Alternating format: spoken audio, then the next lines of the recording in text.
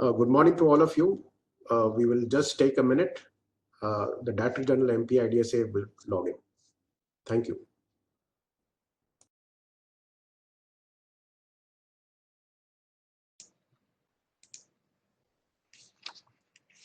Good morning, Commodore Robbie Thomas. Can you hear me?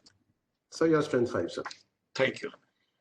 Good morning, friends. I think you had a good start this morning with a lecture by Colonel Vivek Chadha on terrorism and insurgency.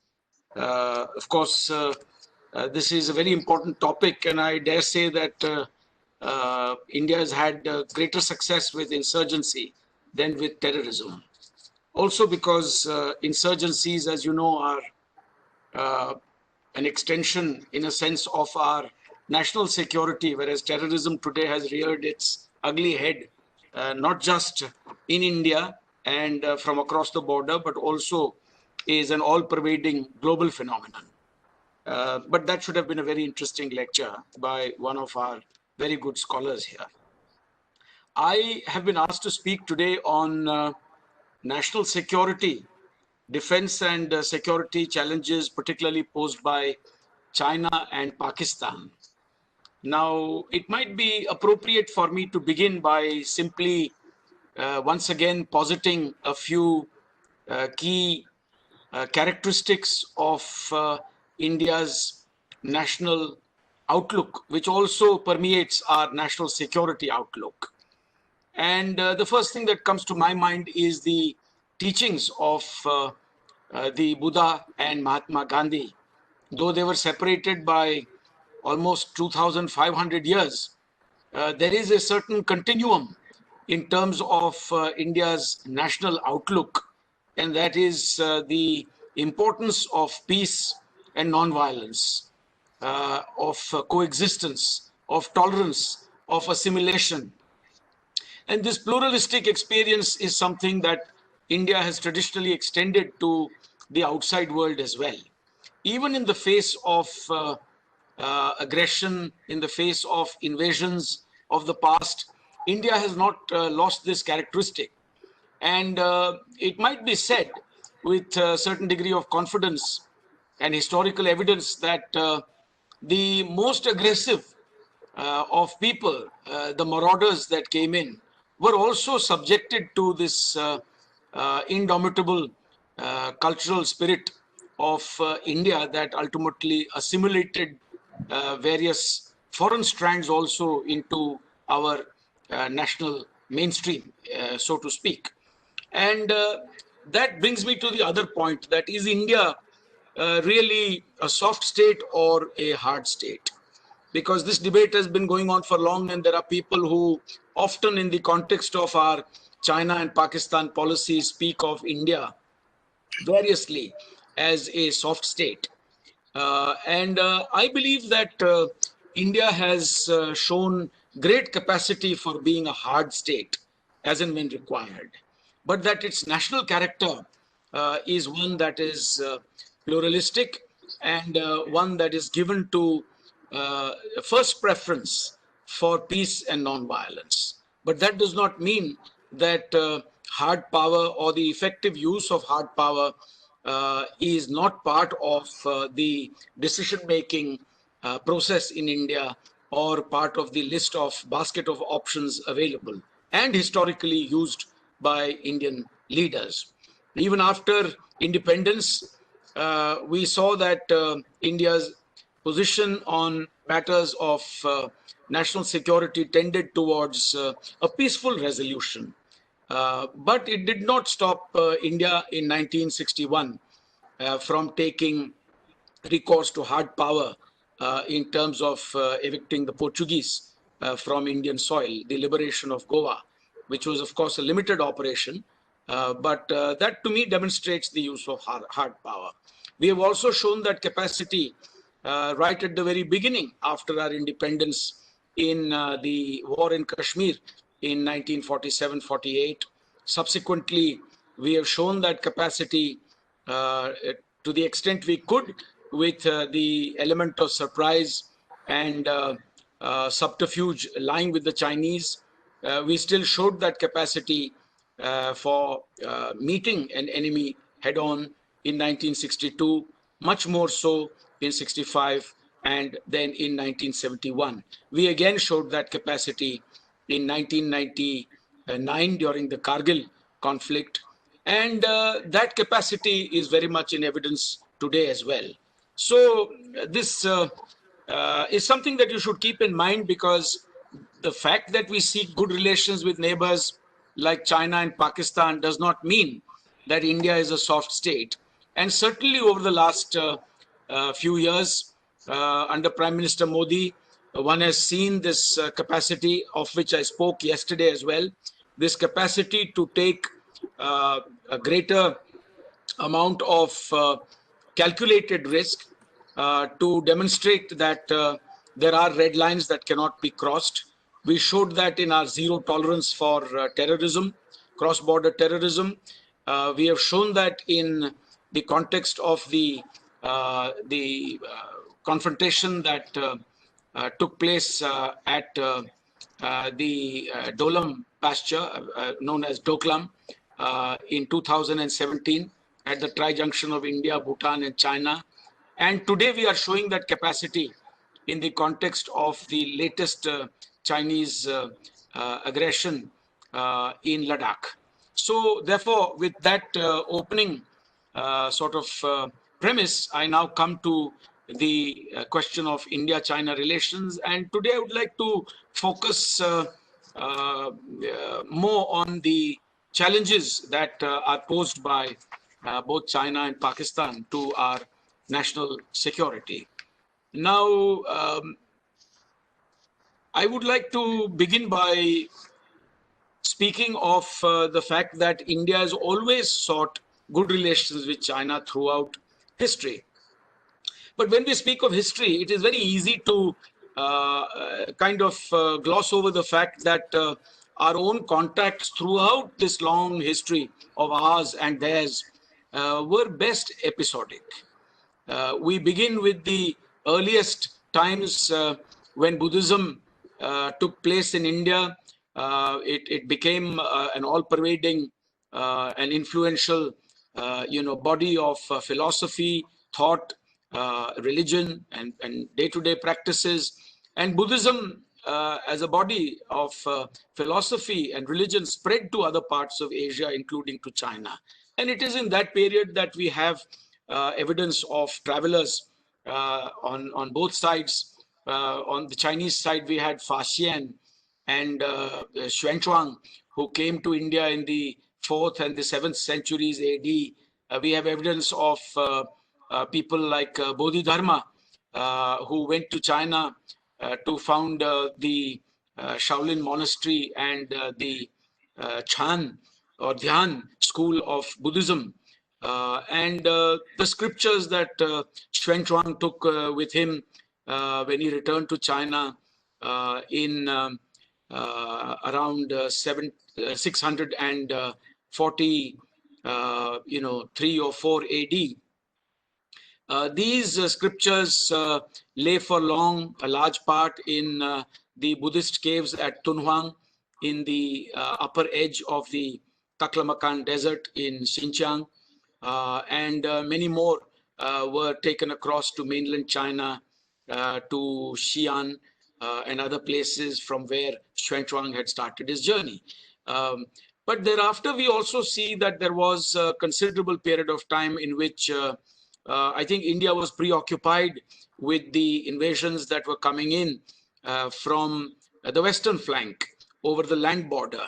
And the southern part of the country at that time, about 1,000 years ago, was also very distinctly connected by the maritime route during the Chola and the Vijayanagar and other empires to Southeast Asia and thence to East Asia. We find that for a long time we did not have any interaction with China. It's around the Middle Ages that we have the episodic voyage of the large junks of the armada of Admiral Cheng He, who was the eunuch admiral from the then capital of Nanjing, in China during the Ming Dynasty, they sailed towards southern India, towards Sri Lanka, towards Hambantota, towards what is today the western coast of India in Kerala. And again, these were episodic and casual, infrequent contacts. Around the 17th and 18th centuries in particular, we find that India and China are at their zenith in terms of their cultural and economic development. They comprise roughly 40% of global GDP. But it is also a time when colonialism is rearing its ugly head, both in the case of India as well as in the case of China. And from then on, India is passing through a stage where the Mughals hand over to the British. There is, of course, peripheral exploitation by the Dutch, the French, the Portuguese, and at the other end in China, they are also going through a fair bit of colonial exploitation of their own by these very same players, with the addition of powers like Japan and Germany as well, that set up various kinds of extraterritorial rights in China. For the Japanese in Manchuria, for the Germans in the Shantung Peninsula. So this is a time when the two countries seem to be sympathizing as large populous countries with one another against the ravages of external exploitation. This is the time when we have Rabindranath Tagore traveled to China, to Shanghai, and mixed with Chinese intellectuals. And then you have the medical mission in which Dr. Kotnis, this mission was incidentally led by Dr. Atal and not by Dr. Kotnis. Many of you know this from Dr. Kotnis ki Amar Kahani. But Dr. Kotnis was only a member of that medical mission that was sent around 1938-39 to China to help in their struggle against the Japanese. But the clear takeoff points take shape around 1947 when we achieve independence and China becomes the People's Liberation of the People's Republic of China in 1949.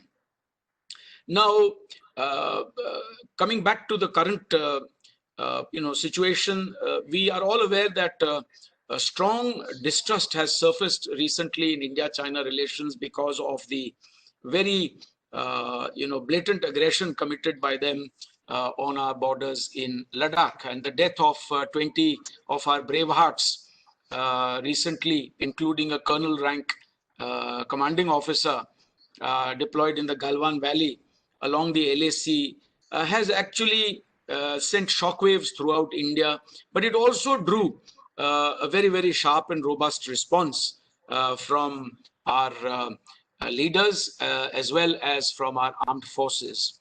And our losses were not in vain, for the brave hearts acquitted themselves very well and took down a very large number of Chinese troops, although China does not admit the total number of its casualties. It does admit the fact that there are casualties, but does not wish to reveal the total number of casualties. And that is part of the system that they have, which is opaque, which is not transparent. It is not given to a free flow of information. It is tightly controlled by the Communist Party of China. Now, this barbaric action by China was condemned roundly by the people of India. Our foreign minister condemned it. Subsequently, there have been statements by our prime minister, who has visited the area. The Raksha Mantri has visited the area. The short point here is that this impact is having obviously a very serious impact. The incident is having a very serious impact on our bilateral relationship. And today, the public sentiment in India is very strongly against China. This is not just as a result of the actions of China in this one particular incident, but also compounded by the fact that they have traditionally been supporting Pakistan. And that tandem between China and Pakistan, whether it is the China-Pakistan Economic Corridor, whether it is supporting Pakistan and protecting it in international bodies such as the UN Security Council against criticism for its support for terrorism and terrorist groups. All that obviously plays into the Indian mind today when we look at China and Pakistan. The fact that Pakistan's nuclear program is an offshoot of the Chinese program, aided and abetted there too by the Chinese and indirectly by North Korea. But all this makes us very sensitive towards what China and Pakistan do, either singly or together. China's presence and activity in the Indian Ocean, quite apart from its presence and activity on our borders, is also considered to me by me a very big disrupting factor. China's presence in the Indian Ocean has come back after a gap of about 600 years. As I mentioned, after Chang He's episodic and infrequent voyages into the Indian Ocean, there was a long period in which the Chinese were nowhere in the maritime sphere of the Indian Ocean. And with their presence now growing in the Indian Ocean in a non-transparent manner, their attempts to acquire operational turnaround facilities in places like Sri Lanka and Djibouti and elsewhere, they've set up permanent presence in places like Djibouti and Gwadar on the Makaran coast in Pakistan, not too far from our western coast. All this is obviously a disturbing factor. The latest round of trilateral exercises that China had, for instance, with Russia and Iran in the Strait of Hormuz, and also a trilateral exercise with Russia and South Africa in the Indian Ocean, in the Western Indian Ocean. Now, these are things that we should examine carefully because they are significant. And when you look at the latest piece of news, which is that China wishes to invest as part of a non-transparent deal with Iran, they wish to invest about $25 billion over 25 years in Iran, which is a pariah as far as the West is concerned, more particularly the United States. It is a matter of concern for us because that part of the world is very important to India. It is the epicenter of terrorism. Pakistan is next door. And one cannot rule out a further tandem between China, Iran, Pakistan, and others in that region.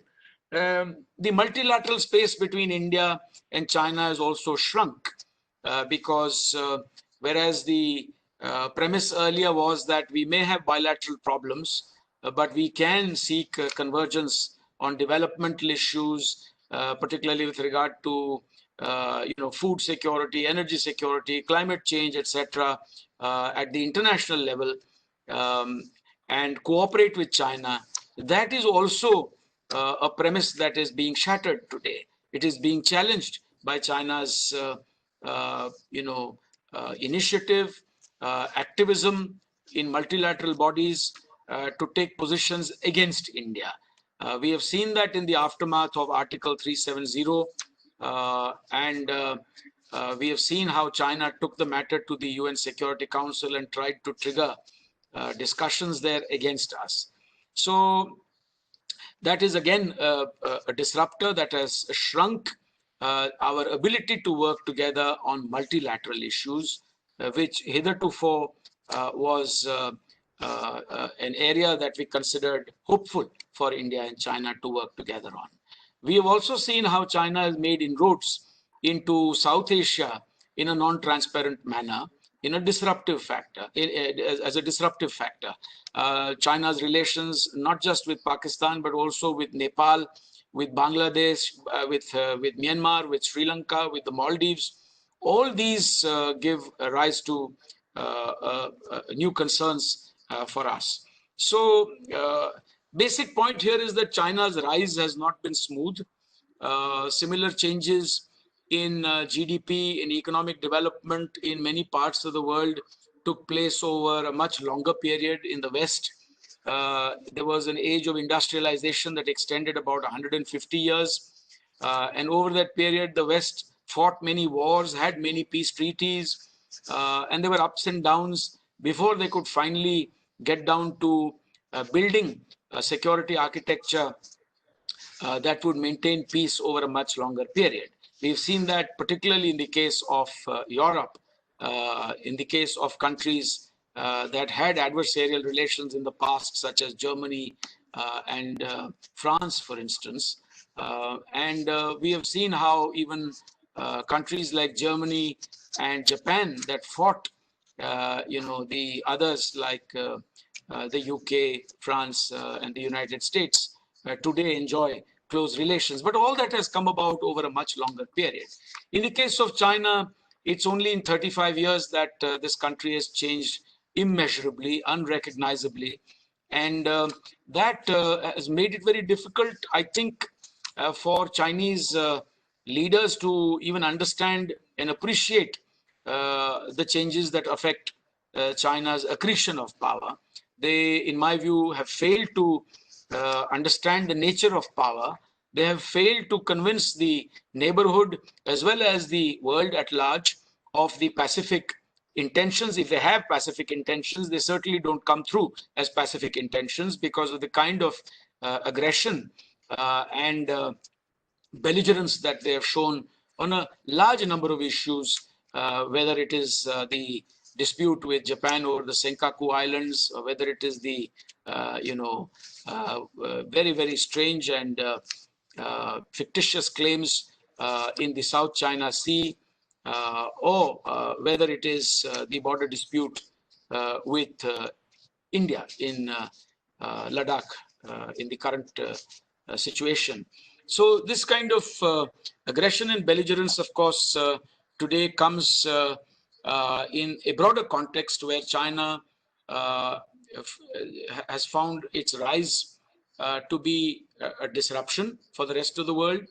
It expects the whole world to adjust to its rise and adapt and accept the accretion in Chinese power. But China is unwilling to give the same understanding to other countries that may also have grown and progressed in the last 35 years, including India, for instance. And that inability to take a broader view, I think, lies at the heart of China's aggression. China is also under tremendous censure and pressure with regard to its policies in Xinjiang, with regard to the Uyghurs. The Americans have passed legislation on that. Their policies in Tibet are under scrutiny. Likewise, their policies in Hong Kong are under greater scrutiny. And they have done many things in recent years which challenge that basic premise of 35 years ago, when the Americans and others started cooperating with China on the economic front.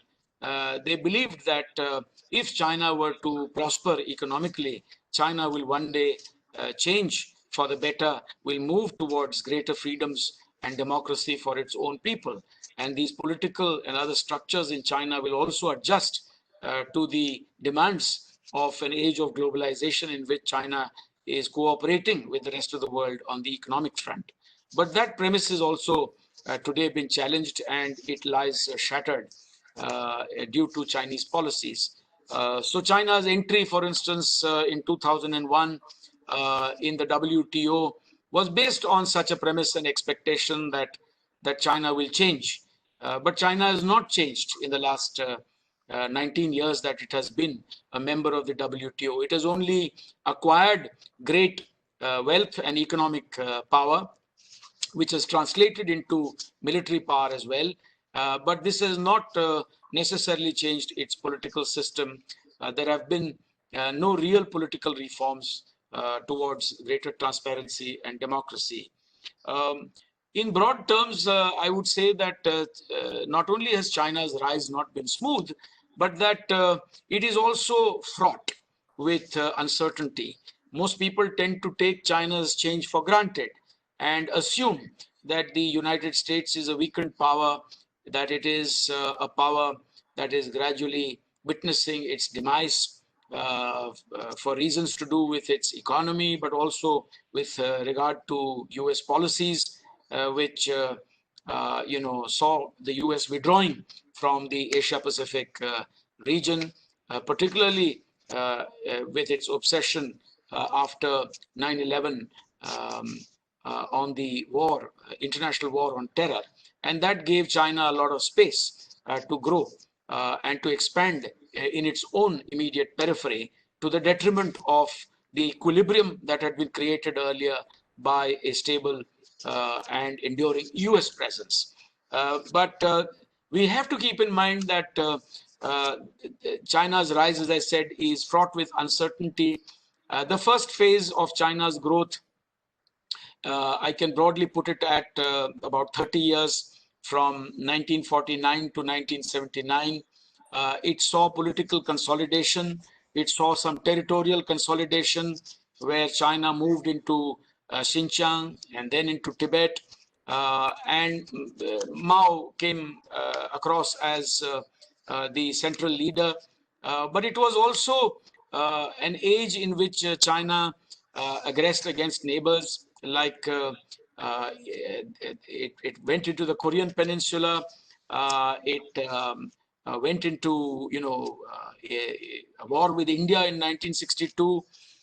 It also dabbled with the war in Vietnam, and eventually attacked Vietnam in 1979.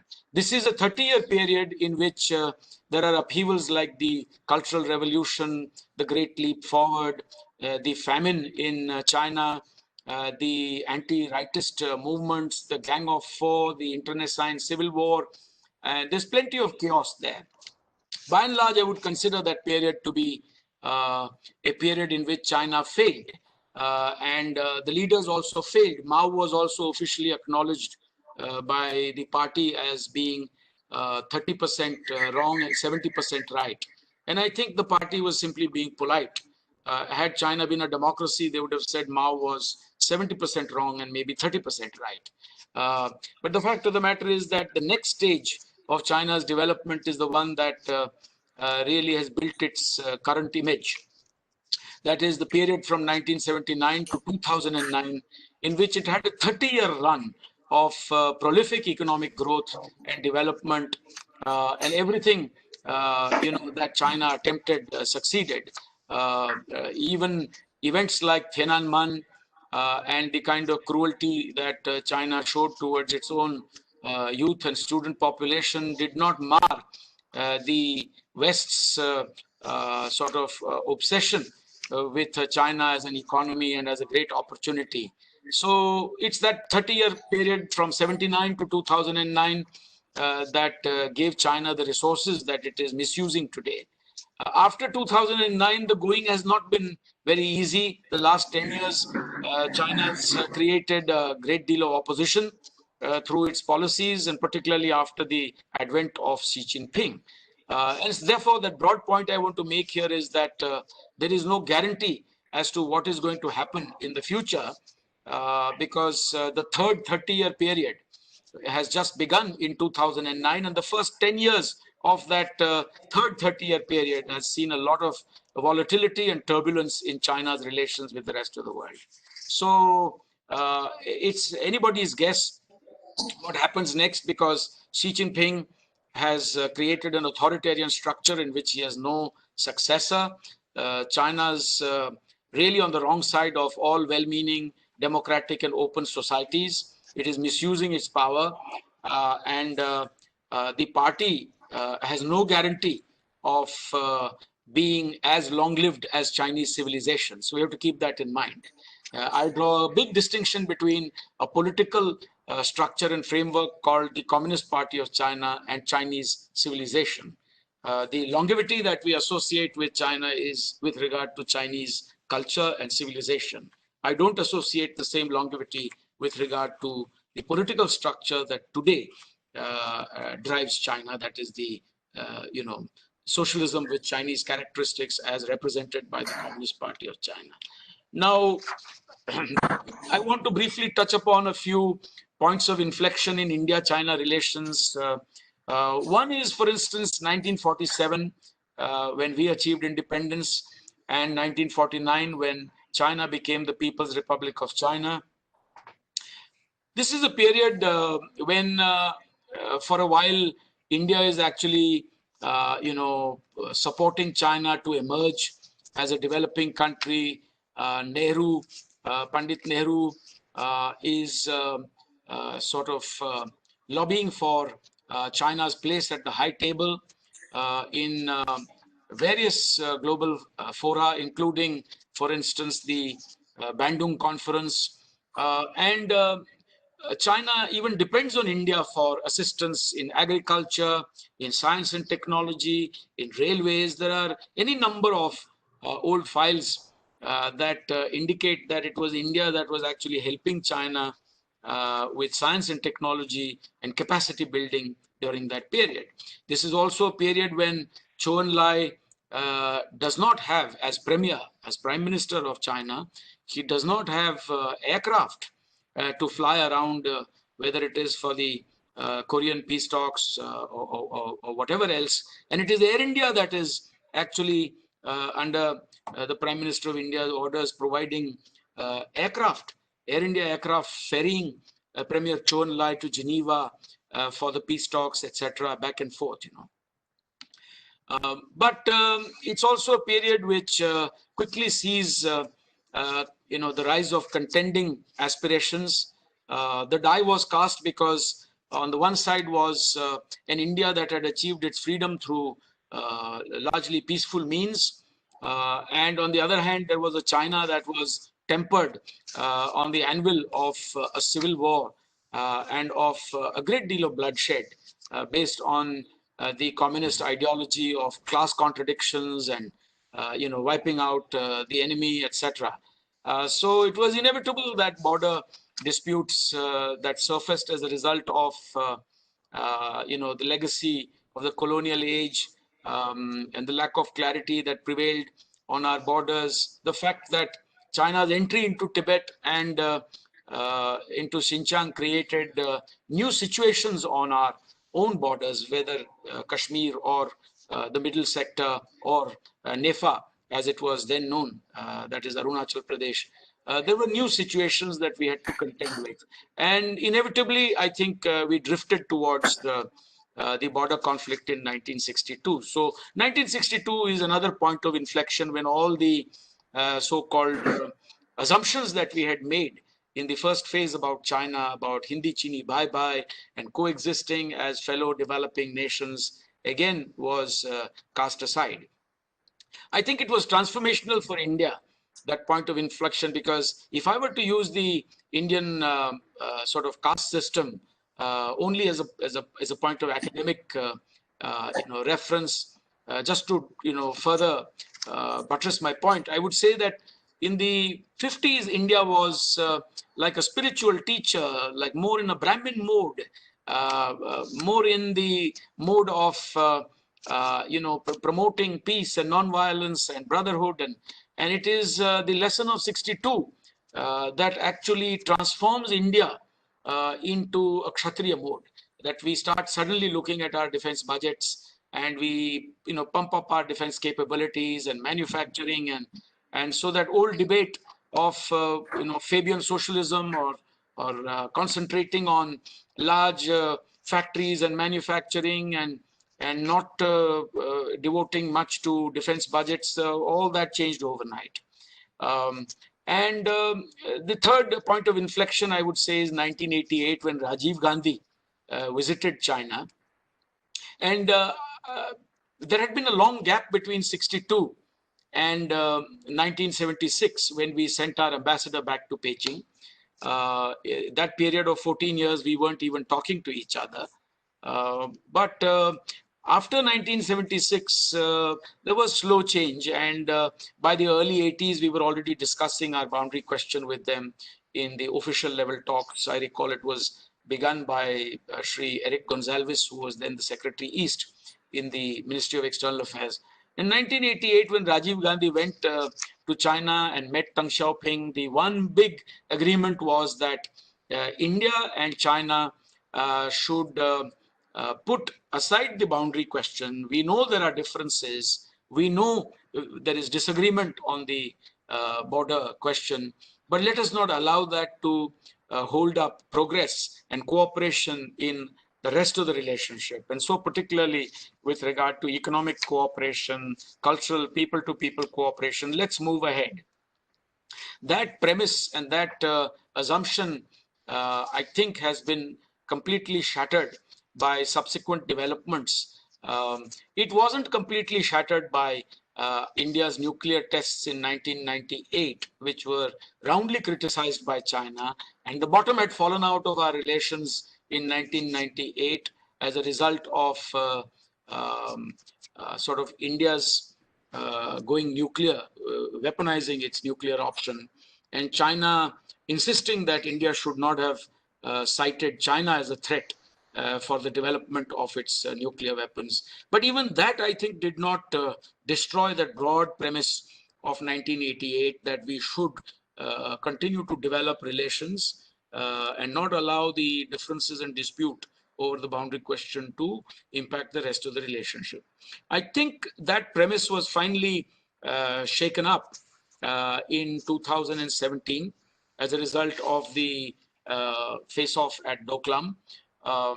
But that was only one of a series of incidents that had been taking place in the last 10 years, whether at Chumar in 2013 or Dipsang in 2014. Then we had Doklam in 2017, and now finally we have seen in 2020 the Galwan incident has finally laid that to rest. I believe now that our relations with China cannot be the same. It cannot be business as usual, and that every aspect of our relationship with China is bound to be re-examined and reconsidered in light of the developments. China has obviously taken advantage of the fact that the world is grappling with the COVID-19 pandemic, and India too is grappling with that pandemic. China has come out of that pandemic relatively faster. Its economic growth is being re-established a little earlier than the rest of the world, even though there are enough assessments to suggest that China's economy is also under great duress, and China also will face problems if it continues down this path of adventurism with the rest of the world. So that is what I wanted to say. Our position today is that China must basically restore the situation that existed in April in the Western sector, which is to say that if it made any kind of inroads in areas of overlapping claims, then obviously there has to be disengagement, and the Chinese have to move back their large number of troops and weapon systems and other war material that they have positioned so close to the line of actual control in the Western sector. There is also enough reason today to suggest more than ever that there is a need to clarify the line of actual control because there are well-known differences over the line of actual control. The line of actual control is not something that existed throughout history. The line of actual control has been created as a result of the fiction initially of Chinese claims in the 1950s, and thereafter converted into a reality by Chinese aggression in 1962, during which they actually moved up and in many places beyond what they had been claiming as their line of actual control. Of course, it's also a fact that they moved back 20 kilometers unilaterally after the ceasefire in 1962, but thereafter they have also once again, over the years, as their economy grew, as their infrastructure grew in the border areas, slowly crept back. So the point I'm making is that to have a good idea on large-scale maps of where lies each other's perception of the LAC is very important. For us, of course, as I said, the line of actual control is something that has a history in Chinese aggression. The traditional and customary boundary between India and China has a history in centuries of coexistence, and it has a natural base in the mountains and the big, ridges and valleys and rivers that divided us. But the LAC doesn't have that kind of history. We also expect China to reciprocate, whereas we, for instance, follow a one China policy, and we have established diplomatic relations with the People's Republic of China. We do not have diplomatic relations with Taiwan. Incidentally, Taiwan is recognized today by only about 15 countries. These are small island countries or Latin American and Caribbean countries, maybe one or two in Africa, that are dependent on Taiwanese money. But otherwise, most countries have crossed over. Those that earlier had diplomatic relations with Taiwan have crossed over to China over the past decades. Now, the short point here is that we have been mindful of Chinese sensitivities with regard to Taiwan, with regard to Tibet, but China has not reciprocated with regard to our sensitivities when it comes to Pakistan, when it comes to India's sovereignty and territorial integrity, particularly Jammu and Kashmir, Article 370. We have seen this consistently. We have also seen that trade, which is something that we celebrated after 1988, as I told you, after Rajiv Gandhi's visit, the whole idea was to develop our economic and investment ties, people-to-people ties. So by now, we should be very happy with our trade and investment relations with China. But the fact of the matter is that even here, we have very little reason to celebrate, because trade is completely in China's favor.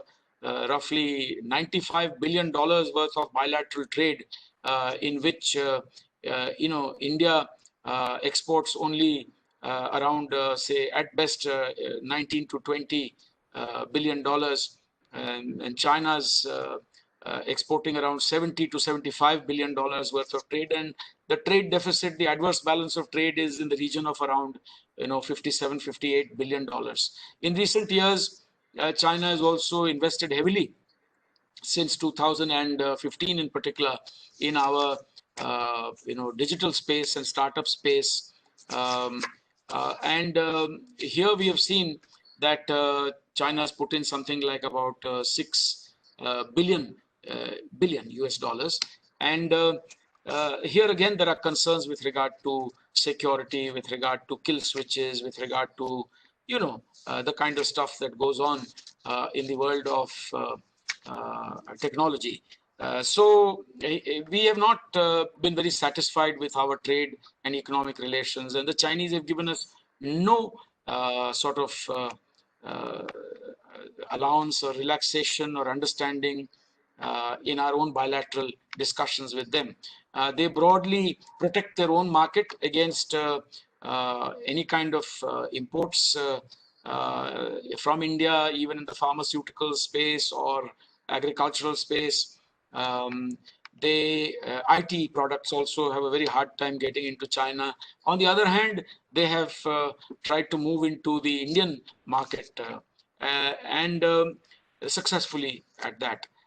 We have one of the reasons why we stepped out of the RCEP negotiations was also our concern with regard to Chinese products finding their way into India in even larger quantum through other countries if we join the RCEP without certain allowances being made for India, at least for a short period of time, when we can impose a certain amount of tariff on Chinese products in order to help protect our domestic industry. So that has not worked out, the trade and economic part. We have to keep in mind that we are engaged with China in BRICS. We are engaged with them in the Shanghai Cooperation Organization, the Russia, India, China trilateral that I spoke about yesterday. G20 is another area where India and China are engaged. East Asia Summit process, we are engaged. The ADMM plus 8 process in Southeast Asia, we are engaged with China. But as I said, the scope for cooperation in multilateral space is shrinking, not only because of China's behavior against India's interests in many fora, but also because China genuinely believes that it is no longer in the same league as India, and it is unwilling to give that kind of status and position to India in its worldview and matrix. After Galwan, there are reasons to believe that the Chinese are taking a fresh look at that, because there are many scholars in China that have been saying that this is a wake-up call for China, that China needs to give more time and attention to the importance of India and for their own policy towards India, because it could really become an albatross around their necks also in the future if relations continue down this path. A few words about India's relations with Pakistan, because I was told to cover Pakistan as a challenge as well. I can begin by saying that Pakistan is our most difficult relationship and continues to be the case. Well, today, of course, it's a moot question whether we should say our most difficult relationship, is it with Pakistan or is it with China, or are they both equally difficult relationships? But at least until a while ago, we used to say that our most difficult relationship is with Pakistan. We used to also say that, look, why can't we have the kind of CBMs, confidence building measures with the Pak army that we have successfully entered into with China? I can't say that today, because many of these boundary agreements and protocols that we had with China that emphasize peace and tranquility, that emphasize non-use of force, these have been called into question by China's behavior. But until now, we used to pose that question, that why cannot we have similar CBMs with Pakistan? Of course, the answer lay in the fact that the Pakistani army has created a narrative in Pakistan which is predicated on eternally adversarial relations with India, and would not let go of that particular sort of policy framework, because that would also erode their own importance and control over the Pakistani state. Now, the challenges that we face from Pakistan are multiple. There is a military challenge from Pakistan, because though there is asymmetry in terms of our size, geographic size, and our economic size, the fact of the matter is that on the border, there is a certain kind of equilibrium and parity that has been created over the years, which also means that a large part of our own resources are devoted to the western border, where we have had conflicts with Pakistan on a number of occasions, and a low intensity conflict is enduring in terms of the sort of firings and shelling that goes on across the line of control. We also have an economic challenge from Pakistan, because Pakistan is one of the loose ends in South Asia that has prevented intra-South Asian trade and economic integration from developing. In the entire world, notwithstanding this huge process of regional integration and global integration as part of that process of globalization, in South Asia, intra-South Asian trade has always been abysmally poor. This situation has not materially altered because for two reasons. One, there has always been an underlying narrative created by Pakistan that it is not in the interest of smaller countries to depend on India or allow their economies to integrate with India. Many have not entirely bought the Pakistani line, and India has successfully opened up its economy to neighbors like Bangladesh and Sri Lanka, zero tariff rates for a large number of their products without seeking the same reciprocity. So we've done what we could for our neighbors, and many neighbors have immensely benefited. But at the back of their minds is always this narrative that Pakistan has created, and Pakistan keeps out of it. Pakistan never agreed to give us the most favored nation status. Pakistan has always tried to keep out the legitimate trade that has great potential but has been kept out. India-Pakistan trade has been kept away by Pakistan, even though a very large amount goes through by illegitimate means, occasionally through smuggling, and of course, legitimately through third countries and intermediaries like, for instance, Central Asian countries and Dubai in particular, the UAE. So the economic challenge to my mind that comes from Pakistan to us is our inability, due to their stubbornness, our inability to integrate the regional economy in South Asia around the largest economy, that is India. Now, I think this is one of the fundamental requirements for our own success, because wherever you have seen powers grow, whether in Europe or whether China in East Asia, whether Japan in East Asia, whether South Korea in East Asia, whether the ASEAN countries in ASEAN, all of them have found their economic growth and their arrival on the global stage immeasurably supported by their regional integration, regional economic integration. And China itself is a very powerful example. So we cannot claim that. And I think that's a huge threat to India's rise, if I may put it. The ideological threat from Pakistan is well known. It supports the most deranged of ideologies, which use the instrument, of terrorism to support its political and other goals. It has created an environment in which the entire world is today suffering from Pakistan's ideological support for terrorists and terror groups and terrorist ideologies. So whether it is India-specific groups or whether it is broader terrorist groups, Pakistan is ideological fountainhead and home for all of them. There is then the geostrategic tandem that Pakistan has, which I spoke about briefly with China. That is also a great threat to us. China's insistence on supporting Pakistan through thick and thin. China describes their relationship as being one that is as deep as the oceans and as high as the Himalayas. So whether it is arms and military assistance, whether it is the nuclear field, whether it is the China-Pakistan economic corridor passing through controversial and disputed territory in Pakistan-occupied Kashmir, whether it is allowing Pakistan some relief in the Financial Action Task Force or under the UN Sanctions Committee 1267, the Al-Qaeda and Sanctions Committee at the UN, with regard to listing of terrorists and terror groups. Everywhere Pakistan seeks relief with the help of China.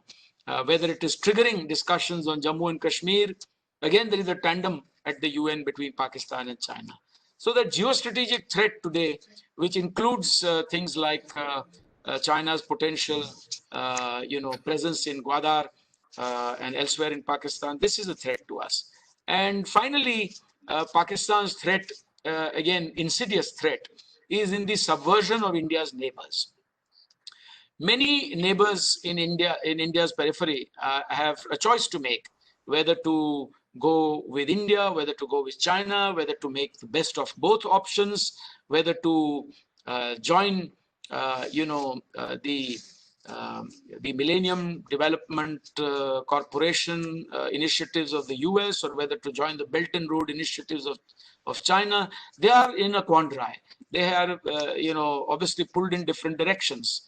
Matters are made worse by the kind of propaganda, insidious influence that Pakistan wields with some of our smaller neighbors.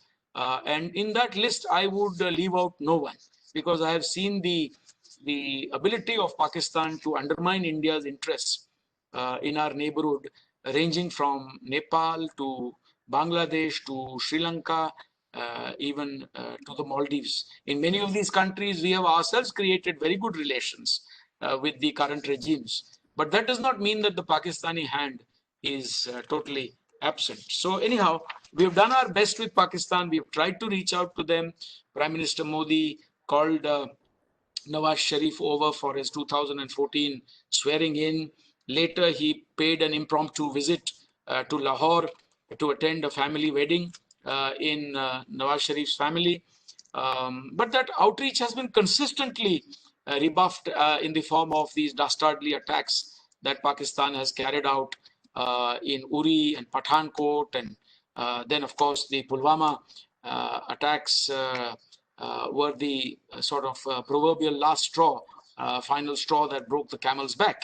And these, sort of actions on Pakistan's part have also strengthened India's resolve and zero tolerance for terrorism. And we have also taken action with regard to our 2016 ground strikes and 2019 airstrikes against Pakistan.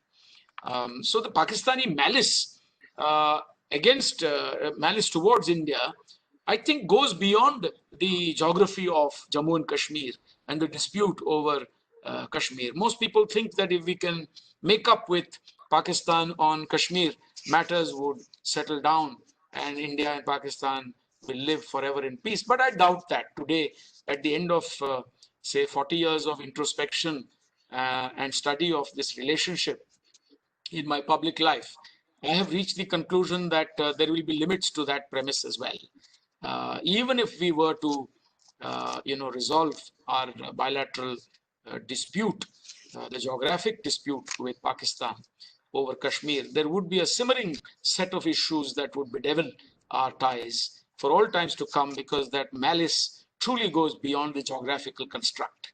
That quest for equality with India that Pakistan has, that so-called hunger for revenge and vengeance, this perceived sense of humiliation and defeat as a result of the creation of Bangladesh, these have only reinforced a traditional outlook towards India in Pakistan, and I don't think this can be removed by resolving issues. So there's a sense of insecurity that Pakistan has, an all-pervading sense of insecurity that Pakistan has had over the years. And the vivisection of Pakistan in 1971 into Pakistan and Bangladesh has not reduced it. It's only fed that kind of antipathy towards us. Above all, of course, the one actor that can change outlook towards India and will never do it is the Pak army, because it hopes to keep alive all the differences with India in order to better control Pakistan itself. So there's vested interests there. Anyway, how do we therefore handle Pakistan? I think we have to make sure that we convey zero tolerance for terrorism. We have to, as in the case of China, so also in the case of Pakistan, have robust preparedness, and we must convey from time to time our ability to use that robust preparedness and wherewithal that we have. We have to take into account the problem with regard to Afghanistan as well, where Pakistan is a key and principal player. And with the Americans moving out of Afghanistan, there is every possibility that Pakistan will want to achieve its own ends in Afghanistan. I think somebody's mic is on, which is creating a bit of static. Will you all please look at your mics and switch them off, all those who are participating? kindly look at the sign there, because there's some extra static sound coming in, which is a bit of a disturbance. Now, we have to highlight the fact to the rest of the world that Pakistan remains the epicenter of terrorism, and keep up that pressure, because today it's not just India saying it. The world is ready to believe it. They have experienced Pakistan's terrorism firsthand, including the United States of America, Australia. They're all aware of this Frankenstein's monster that has been created in South Asia, partly due to their own policies towards Pakistan over the years. What else would you like me to say? It's about 11:27.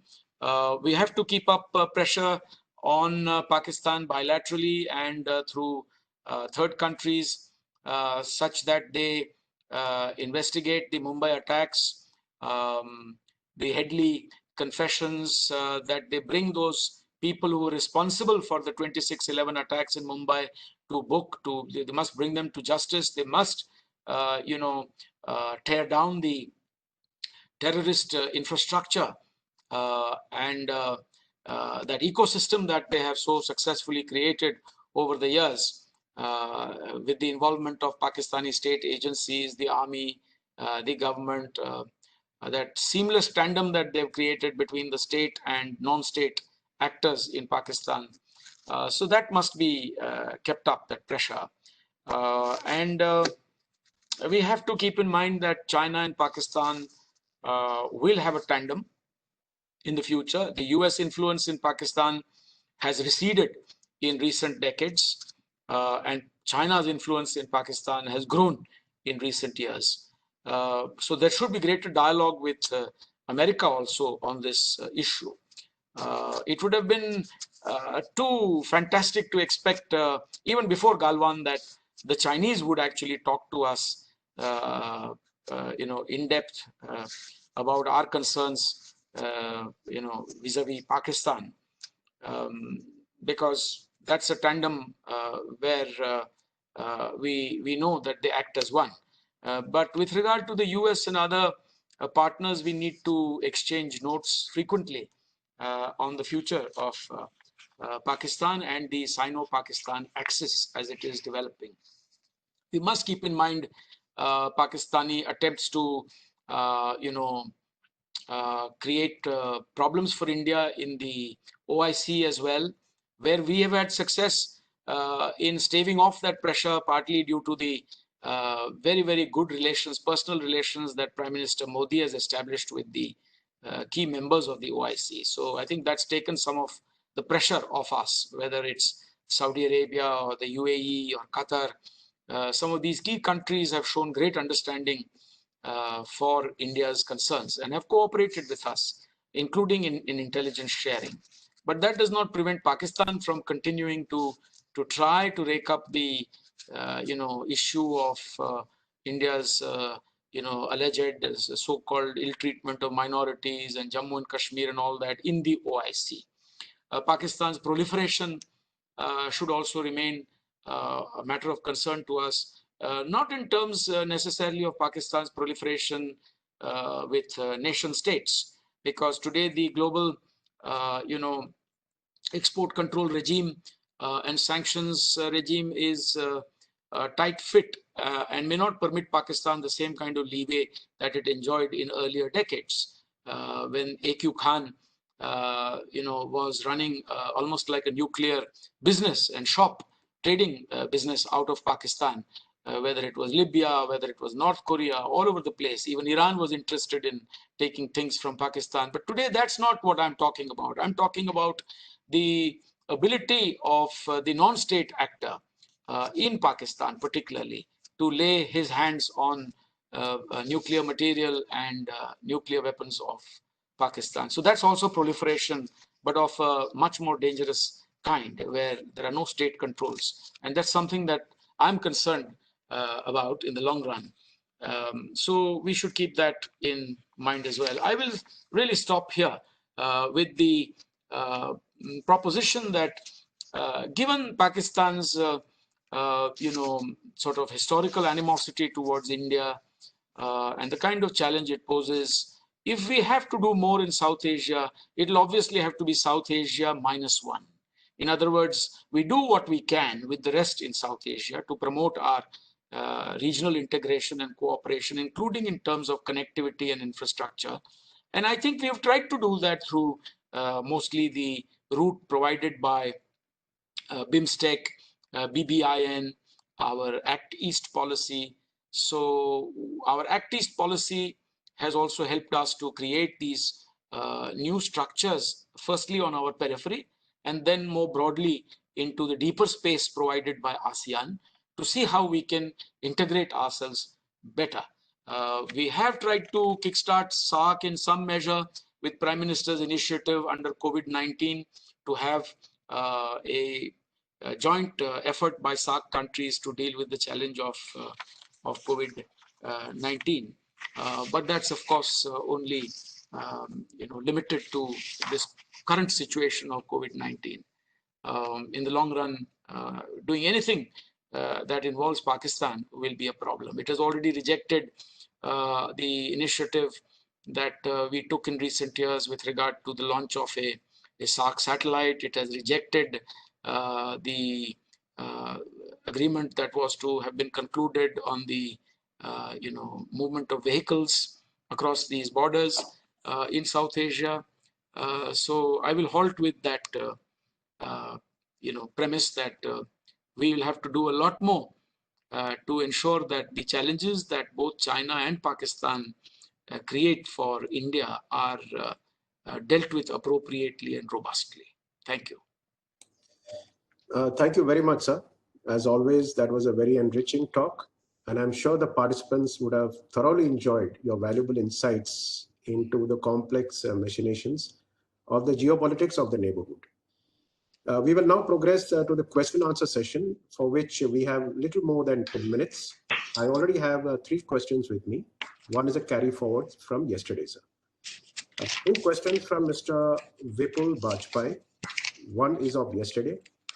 He asks, given India's weak manufacturing base, also our huge import share with China, and our growing contentions with China, will we find it difficult to maintain our international supply chains, primarily automobiles and pharma? His second question is China's aggression, which we see both on land and in the maritime domain, an indication of its internal disturbances, that is in the Communist Party. Is there a growing resentment among the Chinese people with their government? And so the third question is from Mr. Manish Yadav. He asks, why has India given refuge to His Holiness, the Dalai Lama? And why has this been, the question is, why is this a sticking point with China? India is giving refuge to His Holiness Dalai Lama.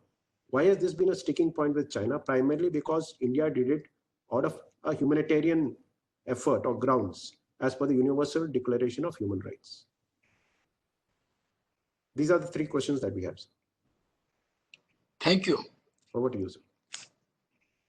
Well, all these are very important questions, and obviously our participants have been reading and actually focusing on current issues in a very, very, sort of keen manner. Now, there is no gainsaying the fact, denying the fact that India has a weak manufacturing base. And this is not something that can change overnight.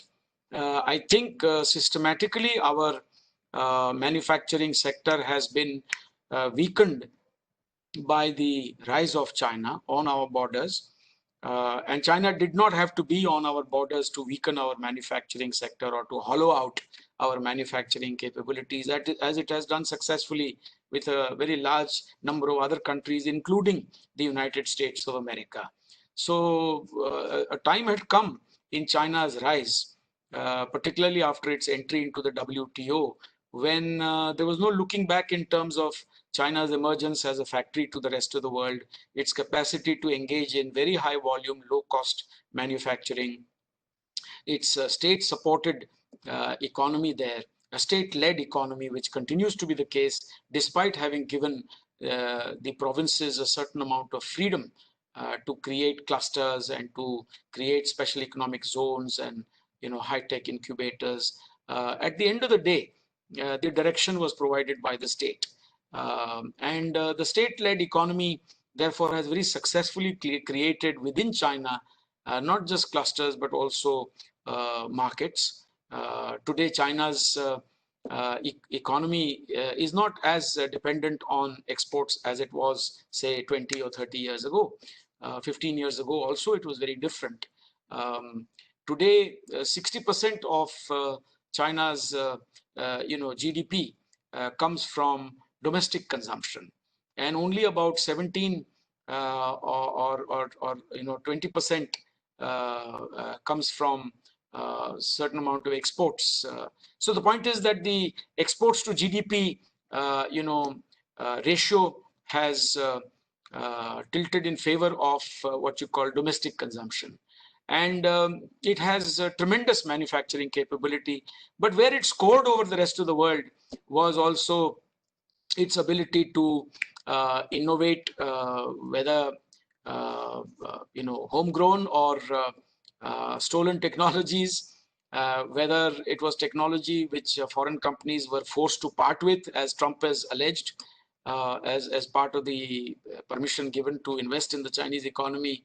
The Chinese insist on the latest technologies also being brought in and shared over time. So the point is that emergence of China as a manufacturing center for the rest of the world paid to many countries' plans to emerge as manufacturing centers themselves. Some survived, like Vietnam and Thailand.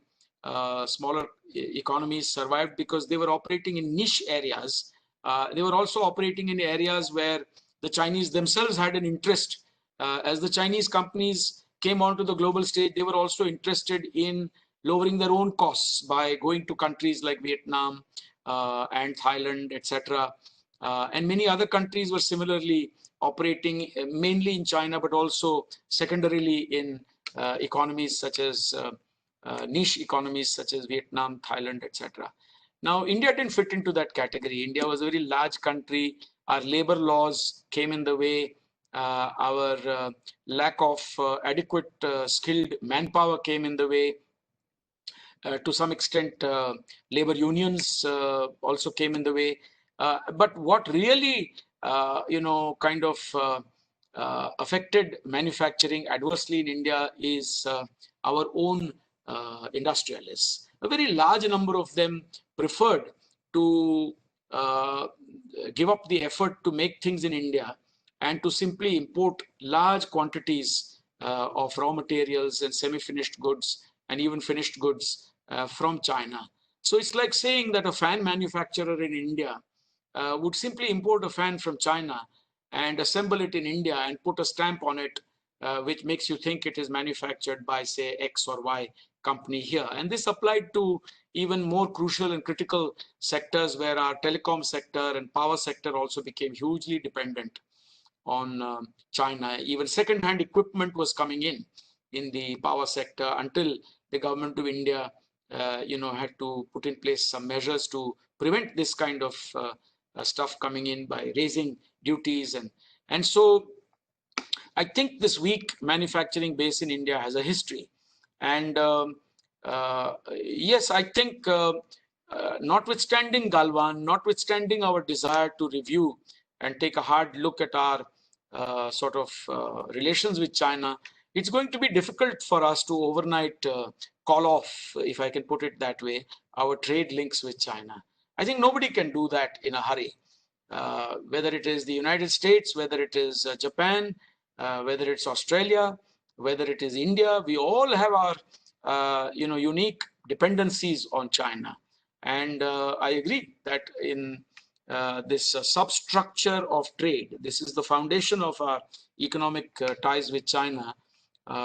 We too have our constraints, because we will find that in the pharmaceutical sector, we are greatly dependent on active pharmaceutical ingredients, APIs, on China.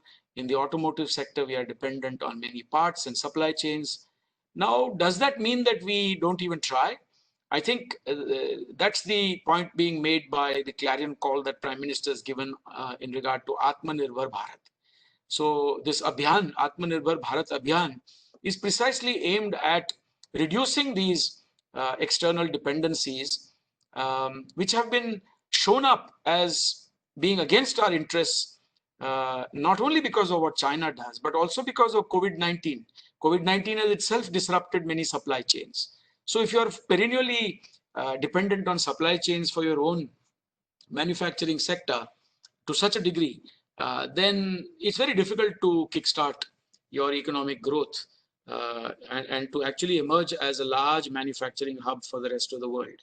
So to move in that direction and to avail of this great advantage that our low-cost, youthful labor force, roughly 12 million young people come into our labor market every year, 1 million a month. Now, of course, we have to skill them, and we have to provide them the capacities to contribute to the economic mainstream, mainstream of economic development in India.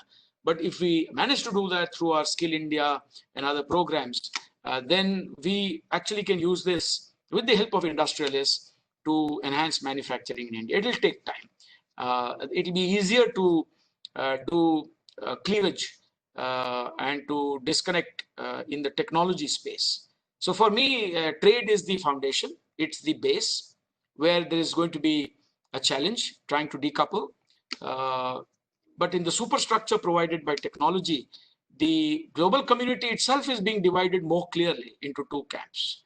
It's not so clear with regard to trade, whether there are two camps. But as far as technology is concerned, led by 5G, AI, IoT, quantum physics, you can see how the world is being divided. So that's where the decoupling, as you've seen in the case of the episodic banning of 59 apps, we've seen that being played out. We may see that being played out, obviously, in 5G as well, and in other parts of our, technology ecosystem. Land and maritime aggression by China against India, and how is it linked to the rumblings or workings of the Communist Party of China, whether it is internal dissent, whether Xi Jinping faces a lot of internal opposition. I mean, these are things, as you know, are being much debated and studied today. It is generally true to say that China has traditionally looked to creating an image of firmness and military capacities and robustness on its periphery and neighborhood whenever there have been internal challenges. And so internal turmoil in China of any kind, whether economic, political, social, compels the Chinese Communist Party to try and demonstrate its authority, its capacities, its robust structures and leadership in the neighborhood. Yes, there is a linkage there. In the aftermath of COVID-19, as I mentioned yesterday, there has been criticism internally from the media, which is not state-led. That is to say, the local, regional, petty media, for a while was allowed to breathe freely for a period of about 15 days, in which they actually came up with, sort of gems of information about what the reality was on the ground, the hiding of information, the celebrations of the Chinese New Year and no travel bans, and all that created this huge uptick in the number of cases and spread of the virus. Of course, it was only a matter of time before the state machinery clamped down on that local space in the media. But there are people who have written about it in China. There are industrialists in China who have also spoken out against Xi Jinping's leadership and his authoritarian style of functioning. And of course, they've paid a price for that. And there is indication that there is unhappiness within sections of the leadership at the way in which Xi Jinping, leads this kind of autocratic manner of functioning. But I think with or without that dissent, the very fact that China has transformed so immeasurably and unrecognizably in the last 35 years, with these formidable economic capacities now translating into military capacities, itself is a cause for concern. So I will leave it at that. Yes, there are links, but even if there wasn't dissent in China or opposition to Xi Jinping, I wouldn't sleep easy. It would still be an uneasy situation for the rest of the world. Unless China democratizes its political system, carries out reforms, has a greater degree of transparency and dialogue about its own rise and the concerns that others have about China's rise, we will not be getting any satisfaction.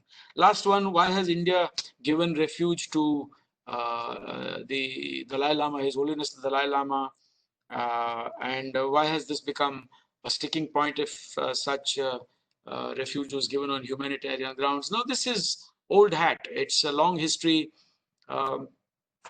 In the 1950s, after China moved into Tibet in 1950 and consolidated its presence in 1951, they reached a 17-point agreement between Beijing and Lhasa, in which the Chinese tried to straitjacket the administration of the 14th Dalai Lama into accepting the overall, sort of guidance, direction, and rule and authority of Beijing.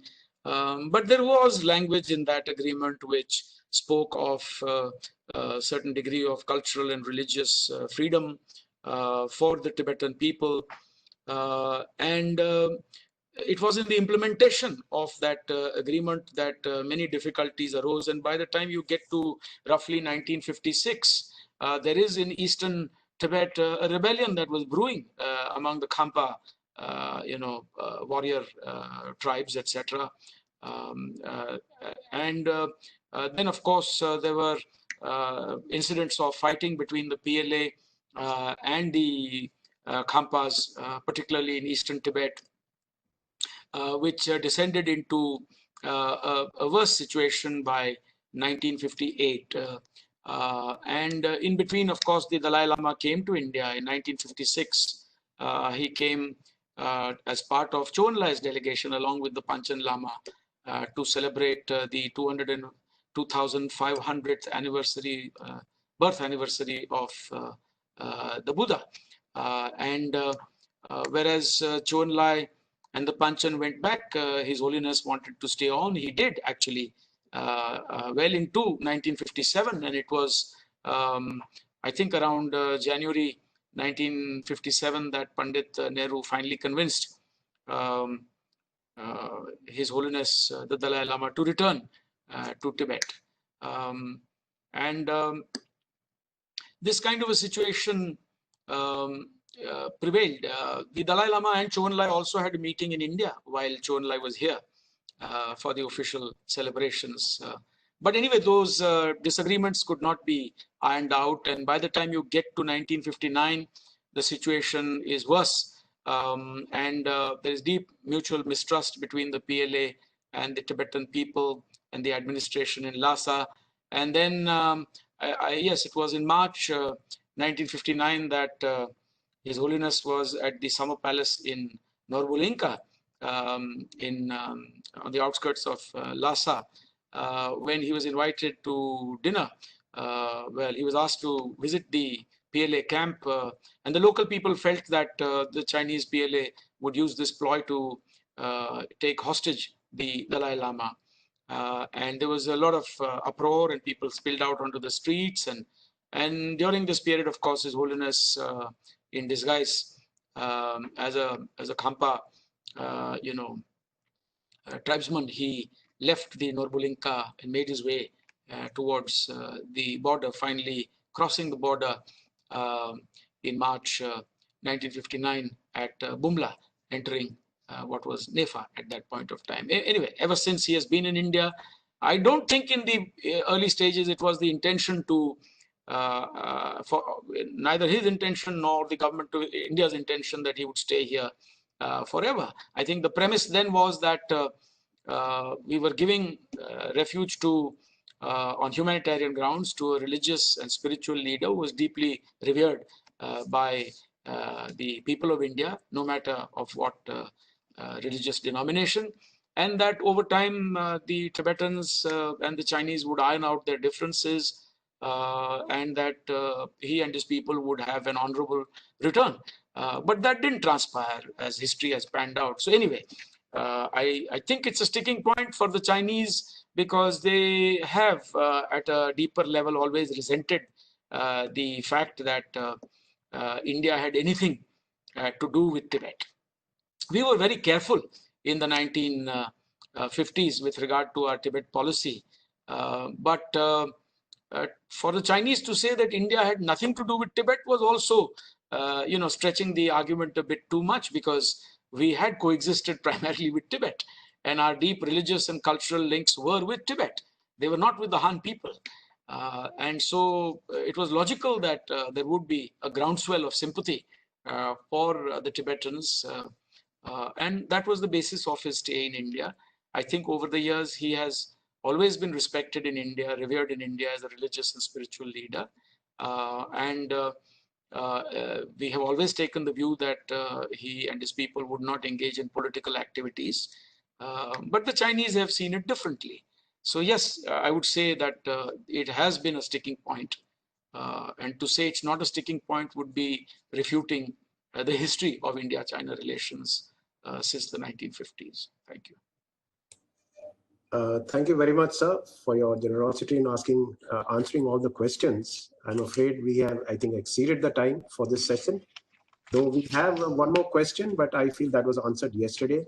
It pertains to India's participation in various multilateral forums, of which China is also a member. And I remember you had answered that question yesterday. So, sir, with this, we would come to the end of this session. The next session is by Dr. Lakshman Behraj. Thank you very much, sir. Thank you all very much. And sorry for having exceeded my time. But then, you ran the risk of that situation by just inviting me. You faced that danger. Thank you. No, sir. No, sir. From an NDP side,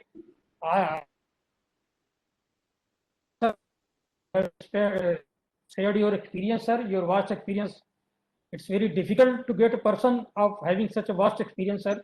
We are highly thankful to you, sir. Thank you. I'm grateful to you. Thank you. I enjoyed talking to you all. Thank you. Thank you, sir. Thank you, sir.